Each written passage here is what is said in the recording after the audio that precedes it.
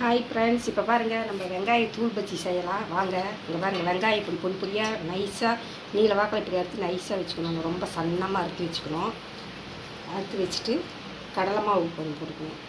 சூப்பராக இருக்கும். இந்த மாதிரி செஞ்சோம்னா டேஸ்ட்டாக இருக்கும். அந்த கடலை மாவு எவ்வளோ தேவையோ அவ்வளோ போட்டுக்கலாம்.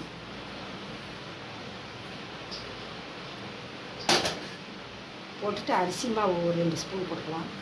அரிசி மாவு கொஞ்சமாக போட்டால் போதும். கருவேப்பிலையும் வேணால் கொஞ்சம் போட்டுக்கலாம்.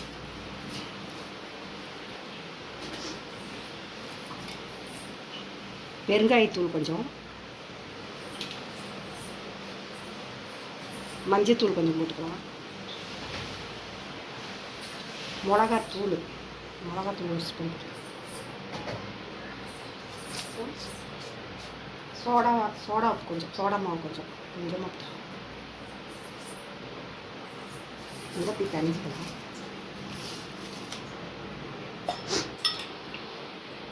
கொஞ்சமாக இஞ்சி பூண்டு போட்டுக்கலாம்.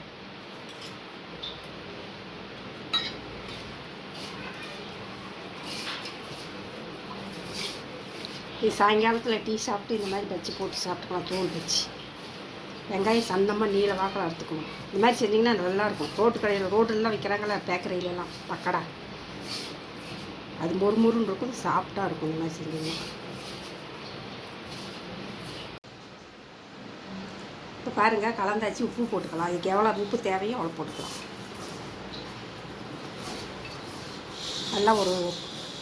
எல்லாத்தையும் சேர்த்து பிணைஞ்சிட்டு கொஞ்சமாக தண்ணி தெளிச்சிக்கலாம். எல்லாம் பாருங்கள், இது சேர்ந்த மாதிரி வந்துருச்சு. எல்லாம் பரட்டியாச்சு. கொஞ்சமாக தண்ணி தெளிச்சிக்கலாம்.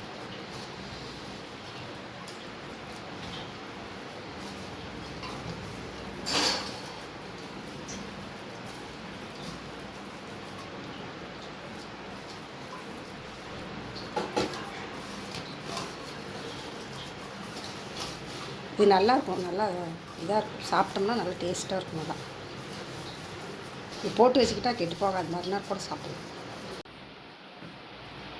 இப்போ பாருங்கள், எண்ணெய் காஞ்சிருச்சு. இப்போ இந்த கலக்கி வச்ச வெங்காயம் இதை இது பாருங்கள், கொஞ்சம் ஊற்றி விட்டு போட்டுக்கணும். ஊற்றி போட்டு வச்சிங்கன்னா நல்லா தூள் பக்கடா மாதிரி வந்துடும். வெங்காய பக்கடா மாதிரி வந்துடும். பேக்கரியில் வாங்கி சாப்பிட்டோம்னா வெங்காய பக்கடா அந்த மாதிரி வரும்.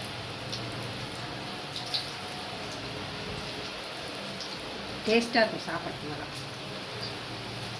வெங்காயம் இருந்தீங்கன்னா மாவு கலக்கி போட்டிங்கன்னா சீக்கிரம் ஆகும். இது தனி கடல மாவு தான், பஜ்ஜி மாவு இல்லை. தனி கடல மாவு, எதுவும் கலக்காத கடல மாவு. வேணும்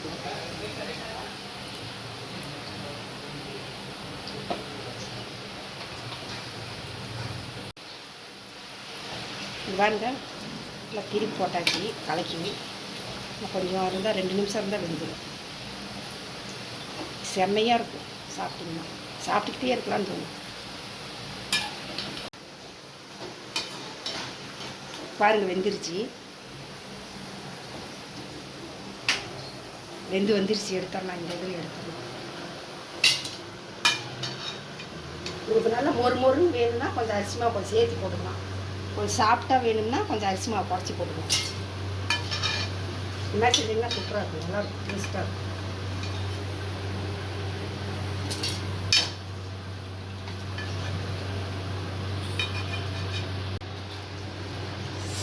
சீக்கிரமாக செஞ்சிடலாம். எண்ணெய் அடுப்பில் வச்சு காய வச்சிட்டிங்கன்னா இப்போ மாவு போட்டு கரைச்சி எடுத்துட்டிங்கன்னா உடனே போட்டு வச்சுக்கணும். நல்லா இப்படி ஊற்று போட்டுக்கணும். இல்லைன்னா நல்லா ஒட்டுக்கா போண்டா மாதிரி ஆகிடும். இப்படி ஊற்று போட்டிங்கன்னா நல்லா.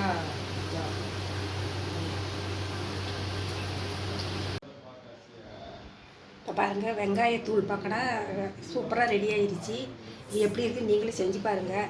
அரிசி மாவு, கடலை மாவு, மிளகாத்தூள், இஞ்சி பூண்டு, மஞ்சத்தூள், கொஞ்சம் உப்பு, கொஞ்சமாக சோடா உப்பு, அவ்வளோதான். வெங்காயம் நைஸாக எடுத்துக்கணும். நல்லா சன்னமாக எடுத்து மாவை கொட்டி கிளறி இந்த மாதிரி போட்டு எண்ணெயில் போட்டு பொரிச்சு எடுத்திங்கன்னா வெங்காய பக்கடா ரெடி ஆகிடும். சூப்பராக இருக்கும்.